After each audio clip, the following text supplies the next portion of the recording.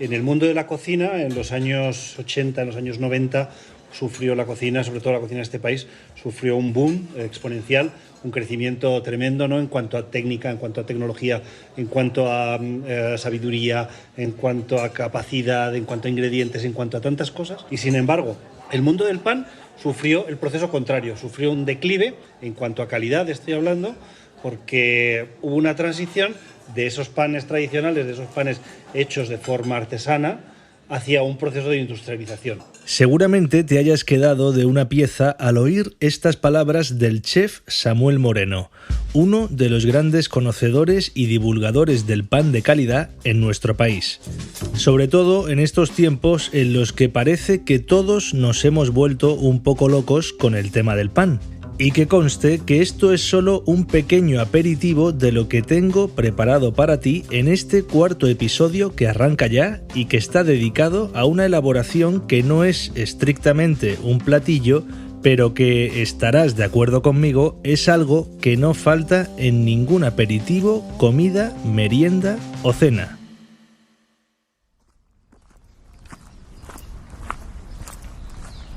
Yo creo que aunque solo sea por el camino que uno tiene que recorrer hasta llegar hasta nuestro destino de hoy en Platillos Flipantes, solo por eso ya merece la pena acercarse hasta este lugar tan especial, situado a las afueras de Sigüenza, donde se encuentra un espacio único que es algo más que un restaurante con estrella Michelin. Y ahora sí, te doy la bienvenida a Molino de Alcuneza.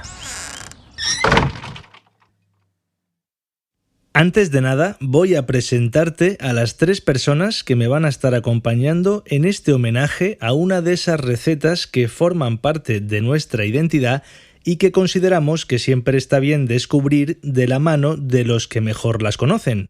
Es el caso de los hermanos Samuel y Blanca Moreno. Él, Samuel, es el responsable de la propuesta gastronómica de Molino de Alcuneza, mientras que ella, Blanca, se encarga de gestionar lo que en un principio era un hotelito rural que montaron sus padres, pero que con el paso de los años y tras una profunda renovación, hoy podemos decir que es un canto al hedonismo más absoluto.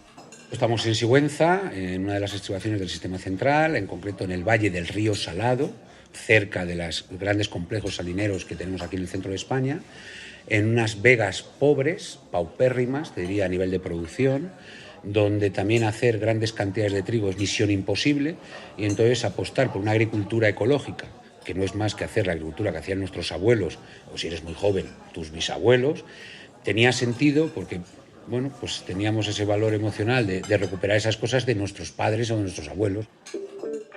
Y así es como con el tiempo terminarían surgiendo panes elaborados con espelta, trigo negrillo, florencio aurora, centeno gigantón y otras muchas variedades de cereales que afortunadamente hoy sí se pueden disfrutar en Molino de Alcuneza, pero que hubo un tiempo en el que era imposible encontrar pan de calidad en los restaurantes, lo que llevó a más de uno a tomar decisiones un tanto drásticas. Hubo restaurantes que dejaron de poner pan en sus mesas. Fue una moda muy breve, pero es verdad que hubo un momento en el que no era chic el tener ese pan en un restaurante gastronómico por la baja calidad del pan. Entonces, yo creo que fue justo ese momento en el que empezaron a surgir esos panes. Pero vamos, lo que ya mató al pan, y estaréis de acuerdo conmigo, fue el pan de monodosis, ese que te ponen los banquetes y bodas. Envasado en plástico. Bueno, eso ya mató al pan, Es que ¿sabes? eso llamarle pan, o sea, es delito. porque, claro, ya era la bomba. Y luego el tema de ciertos temas de marketing, que nos han vendido, que el pan caliente, todo mentira. Y así es como Carlos Moreno, fundador de la empresa Despelta y nuestro tercer invitado hoy en Platillos Flipantes, te da la bienvenida a este episodio en el que también vas a tener la oportunidad de descubrir cómo han ido evolucionando los panes en España en función de la situación social y política que ha habido en cada momento. En el año 44 aquí estábamos en una situación social compleja, ¿sabes? Y todavía en ese momento pues no llegaron todos esos avances en la modernización de la agricultura. Pero sí en los años 50 y en los 60 empieza a haber un cambio profundo digamos, el cambio para que la gente nos entienda, de labrador a agricultor.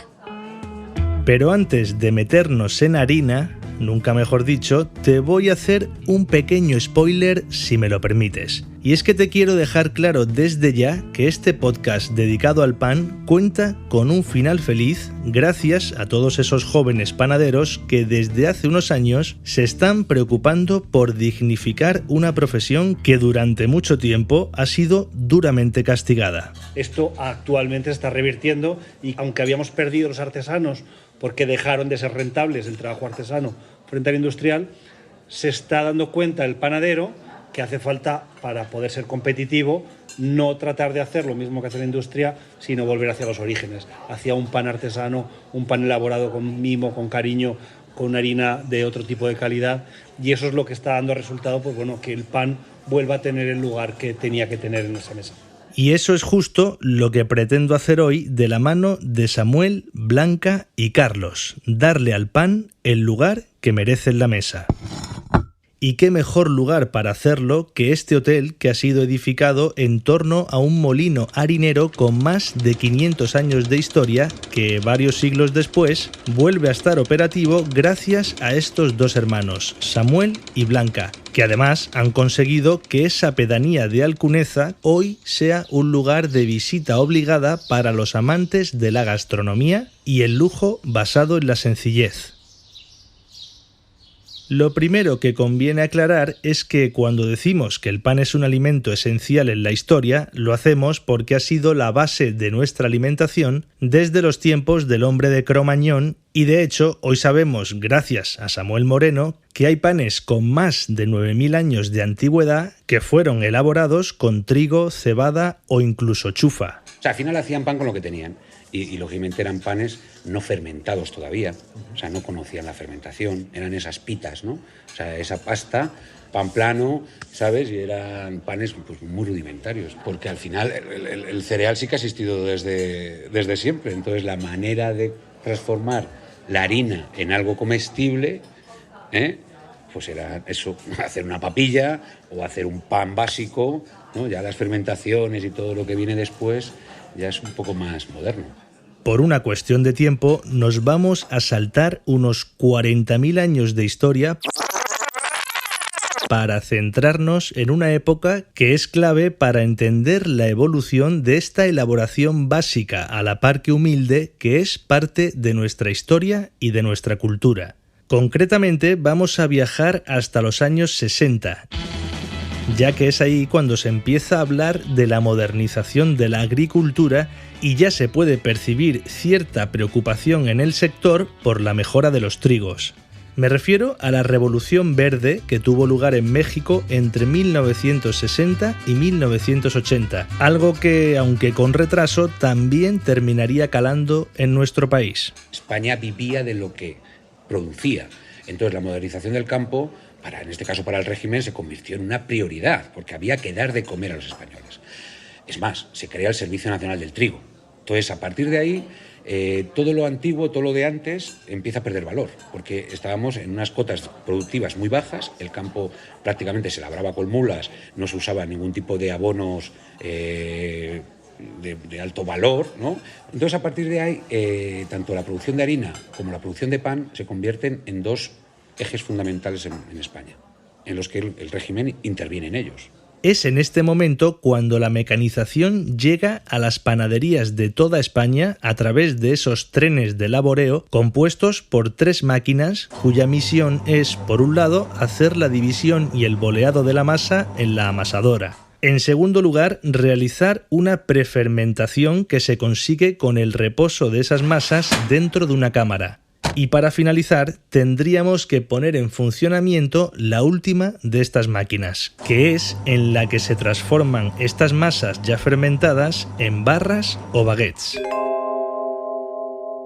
Cabe recordar que en estos momentos en España los ingenieros agrónomos eran considerados prácticamente superhéroes y lo que se buscaba por encima de todo era dar una imagen de país moderno de cara al exterior. De ahí que se pusieran en marcha iniciativas como el Plan Badajoz, con el que se perseguían principalmente dos objetivos: mejorar la producción de esta zona y aumentar la renta agraria de la provincia. Y esto, amigo, tendría sus consecuencias en la calidad del pan, ya que es en estos años cuando se pasa de un modelo artesano a un modelo industrial. Te lo cuenta Carlos Moreno. ¿Qué pasa? Que este proceso de industrialización, con los procesos de laboreo de los que hablaba Carlos, pues exigían de un tipo de materia prima distinta a la que se estaba utilizando antiguamente. Unas harinas más refinadas, unas harinas con mayor carga de gluten, unas harinas más fáciles de trabajar para que esos trenes de laboreo, esa mecanización que entró a formar parte dentro del juego del pan, de ese pan más económico, más barato y más rápido, pues pudiera funcionar. Entonces, esa transición hizo que se dejaran de utilizar el tipo de harinas de grano completo, esas harinas molidas a la piedra, hacia un tipo de harina que era un resultante de un proceso, una elaboración del trigo, en el cual se separaban el germen, la cáscara y solamente se dejaba la parte central, lo que es el endospermo, que son básicamente azúcares y proteínas insolubles, ¿no? Y así es como, gracias a la industrialización, fueron desapareciendo aquellos panes con procesos más lentos en los que se utilizaban harinas más complejas, ya que con el paso de los años fueron perdiendo cada vez más cuota de mercado. Y es que incluso en restaurantes de estrella Michelin se empezó a descuidar el tema del pan, ya que era considerado un mero instrumento que servía para untar la salsa, para nada más. Y es en este contexto en el que Samuel Moreno se decide a dar el paso. Yo de hecho empecé a hacer pan, a elaborar mi propio pan, porque estando ubicados en un molino harinero con 500 años de antigüedad como el que estamos, en mi entorno, en mi radio de acción, no había ya panaderos. Los panaderos artesanos dieron paso a esos panaderos que hacían panes industriales o a partir de mix, a partir de procesos pues cargados de químicos, en fin, esos panes de una calidad muy mediocre, porque es verdad que la industria, hay que reconocer que cada vez está aprendiendo a hacer mejores panes, pero en su día, cuando la industria empezó a hacer panes, eran unos panes de una calidad muy lamentable. Entonces yo dije, en un sitio como el que estamos, tenemos que volver a hacer pan que sea por lo menos digno. Pero no vayas a pensar que esto era algo generalizado en aquella época, ni mucho menos. Mientras que gente como Samuel o Carlos estaban trabajando a conciencia para devolver al pan todos esos atributos tan característicos de lo que comúnmente llamamos pan de toda la vida, recuperando variedades de trigo que habían desaparecido y recurriendo a métodos ancestrales de agricultura que estaban en desuso, había otros muchos panaderos remando a contracorriente. Empezaron a vender pan por 30 céntimos la barra. Y entonces lastró un poco toda la economía de Valencia en torno al pan y demás, porque se empezaron a hacer competencia y no podían competir. Vendían por debajo del valor simplemente porque era el precio gancho para que luego fuesen a su supermercado para comprar otras cosas. Esto que comenta Blanca no es otra cosa que la guerra del pan que se lidió en Valencia en 2012 y que no tardaría en replicarse en todo el país poco después. Es la historia de José Navarro, también conocido como el inventor del pan barato, quien por cierto poco después acabaría arruinado a pesar de que en su momento llegó a vender diariamente más de 10.000 barras de pan en su local de Quart de Poblet. Pero esto no es solo cosa del pasado. Hoy en día se siguen encontrando panes a precios muy competitivos. ¿Sabes por qué? Pues es muy fácil. Primero porque las economías de escala de la industria son todavía más potentes. Y segundo porque son capaces de envasar aire. Entonces, si te venden aire, que cuando tú abres esa barra, se escapa. El gluten se ha convertido en una proteína, entre las características que tienes, la elasticidad y la insolubilidad, que lo que permite es envasar aire. Entonces, claro, en ese pan rápido, tú, al final, pues como envasas aire, lo puedes vender barato. Y ahora que ya sabemos, gracias a Carlos, cómo es un pan de mala calidad, lo suyo es que Samuel nos explique cómo identificar eso que se suele denominar un buen pan. Depende de dos factores. ¿Qué es un buen pan para ti? En cuanto a gustos, en cuanto a lo que tú sensitivamente consideras que es un buen pan o que es un buen pan para tu salud. Entonces, aquí juegan dos factores, ¿no? Por un lado, cuando hablamos de qué es un buen pan para ti, esto pasa como pasa con las cervezas, con las morcillas o con tantas cosas, ¿no? Que siempre la mejor es la de tu pueblo, ¿no? La que has comido toda la vida, porque al final generas un recuerdo, dentro de ti se genera una costumbre, un hábito a consumir un tipo determinado de pan. Si tú estás acostumbrado a consumir un tipo de pan rápido, ultracongelado, de estos que no tienen sabor a nada, que simplemente es, azúcares caramelizadas, que son muy golosas, que están muy ricos, crujientito, con una miga blanca, y te has acostumbrado a eso, pues vas a dar por válido como que eso es un pan realmente bueno para ti. Y eso es indiscutible, ¿no? Al final, en cuanto a la parte del gusto, es indiscutible. Oye, hay quien le gusta una baguette, quien le gusta un pan rústico o quien le gusta el pan de molde. Eso es indiscutible. Luego podemos discutir lo que nutricionalmente y en cuanto a parámetros de calidad puede ser un buen pan o un mal pan. Y es aquí donde la industria juega un papel fundamental porque, por un lado, es muy consciente de que la mayoría de los españoles seguimos considerando el pan un alimento imprescindible en nuestra alimentación y, por otro, gracias a los avances tecnológicos, esta misma industria es capaz de detectar qué es aquello que nos gusta consumir. ¿De qué es lo que nos gusta? Lo que peor nos sienta, los azúcares, las grasas, ¿no? Estas cosas que tan mal nos sienta nuestro cuerpo es lo que realmente, donde está el sabor, donde está la textura, donde está el crujiente, y eso es lo que nos vuelve adictos a determinado tipo de productos, ¿no? A los azúcares, a las harinas refinadas, a las grasas insaturadas, todos estos productos que nos generan ese apetito, esa ansia por comer, que nos sientan tan mal para nuestro cuerpo, realmente dan con la tecla del gusto, ¿no? Nos tocan en ese botón en el cual nos hacen feliz, nos generan, como hacen las drogas, ¿no? Que al final te generan ese contrapunto que te hace engancharte. Y justamente por este motivo, el chef Samuel Moreno no lo ha tenido nada fácil en su restaurante, sobre todo cuando llegaba el momento de servir el pan al comensal. En este sentido, digamos que ha tenido que hacer un auténtico esfuerzo para conseguir educar a su público, teniendo que domesticar poco a poco ese paladar que está acostumbrado a panes muy diferentes a los que se elaboran en Molino de Alcuneza. Y es verdad que me he dado cuenta que el cliente a veces no está preparado para ese salto tan importante, de esos panes insípidos que no tienen esa entidad, hacia ese salto tan conceptual, ¿no? Y tan entonces he tenido que hacer pasos un poco intermedios porque hay que ir adaptando el paladar un poquito poco a poco. Pero creo que el futuro pasa por tratar de llevar al extremo lo que se pueda la utilización de ese tipo de harinas, de procesos súper respetuosos y de conseguir que ese producto sea rico, saludable, bueno, que se defina perfectamente el sabor, que se...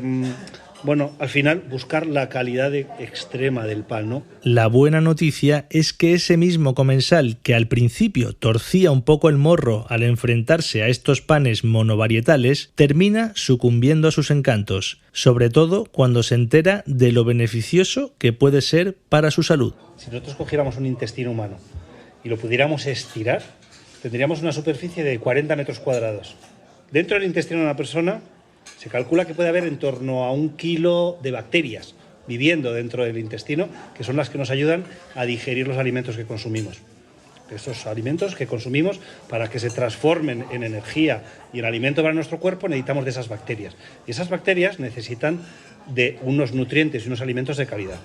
Por un lado, cuando consumimos pan malo, estamos consumiendo unas harinas cargadas de químicos, herbicidas, plaguicidas, nitratos, en fin, un montón de cosas que lo que hacen es destruir esa flora intestinal que tenemos dentro de nuestro cuerpo.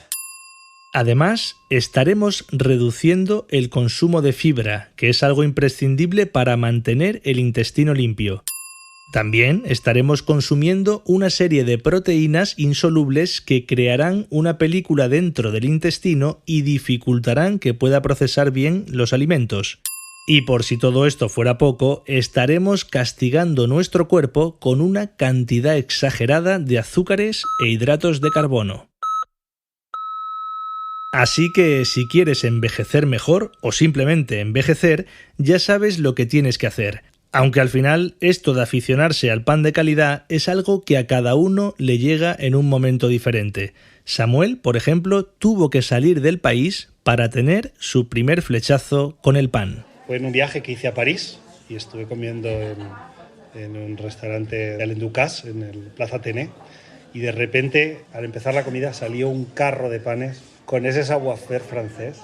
Aquellos panes, aquello parecía una... ¿En qué año era aquello? Eso, pues mira, en el año 2005. Su hermana, en cambio, no tuvo que hacer ningún viaje a Francia para enamorarse de esta elaboración. De hecho, Blanca lo que hace es viajar en el tiempo hasta su infancia para rescatar sus primeros recuerdos del pan, aunque en realidad creo que lo que realmente le marcó fue lo que había en su interior. La primera vez que recuerdo así el tener interés del pan eran los bocadillos de chocolate, de ese chocolate terroso, de ese chocolate de pasto que se utilizaba para hacer chocolate a la taza.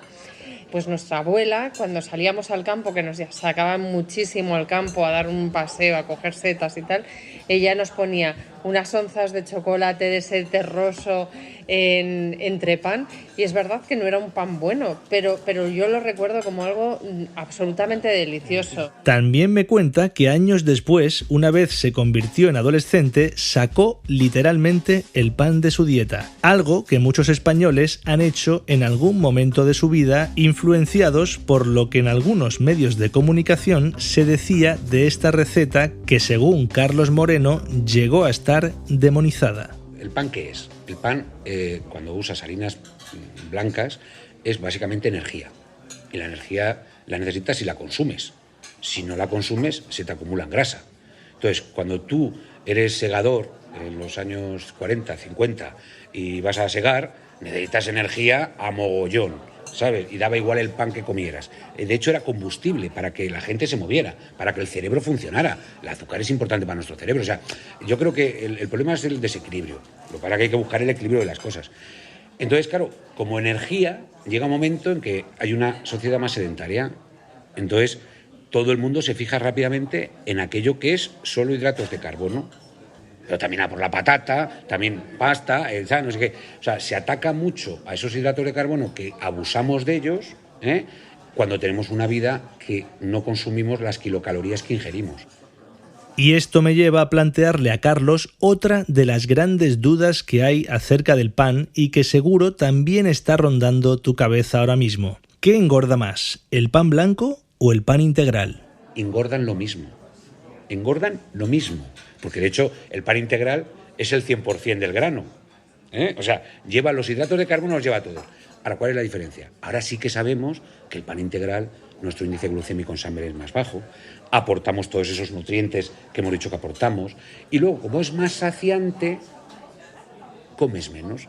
Porque ¿quién no se ha comido una barra antes de subir a casa con el pan? Eso, que levante la mano todo aquel que lo primero que hace nada más salir de la panadería es meterle mano a ese crujiente currusco que nos ofrece un placer inigualable. Y ya puestos, que también dé un paso al frente ese que cierra los ojos cuando huele a pan de verdad y justo después empieza a levitar porque sabe lo que viene a continuación. Los panes, todo lo que es el aroma que sacan estos panes monovarietales que hace Samuel con las variedades de Carlos, con la memoria olfativa que tenemos todos nosotros, con esa memoria olfativa que desarrollamos cuando somos niños.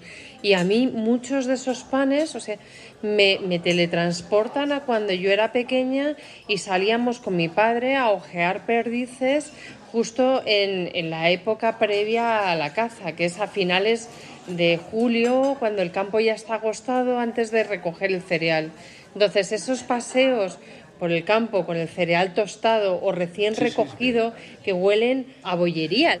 Y con este olor a bollería que también nos ha descrito Blanca, llega la hora de despedirse de ella y, por supuesto, también toca decirle adiós a ese olor tan particular que hay ahora mismo en Molino de Alcuneza y que es el que desprenden las harinas ecológicas con las que conversa cada día Samuel en su obrador y que cuando se trabajan con conocimiento, con mimo y con respeto, pueden terminar dando lugar a, si no el mejor, uno de los mejores panes de toda España. Y esto es así gracias a valientes como Carlos Moreno, que ya sabes que es quien está al frente de esa pequeña empresa llamada Despelta, que empezó a ser muy conocida en 2004 a raíz de haber introducido el cultivo de espelta en la serranía de Sigüenza y que hoy sigue siendo uno de los grandes referentes del pan artesano en nuestro país. Le doy las gracias a todos ellos por haber participado en este cuarto episodio de Platillos Flipantes. Te doy las gracias a ti también por haber llegado hasta aquí. Y ya sabes que puedes suscribirte a nuestro podcast en tu plataforma favorita y que también nos puedes seguir la pista en Facebook, Twitter e Instagram. Yo soy Jesús Rojas, esto es Platillos Flipantes y espero que hayas disfrutado de este podcast tanto como un servidor mientras lo cocinaba para ti. Tripulación a bordo. Guión y locución, Jesús Rojas. Edición y diseño sonoro, Gaby Vergareche. Música original, Pedro Feingers. Producción, Usue Peñagaricano. Producción ejecutiva, Rubén Irisarri. Además, en este podcast ha colaborado Javier Sánchez.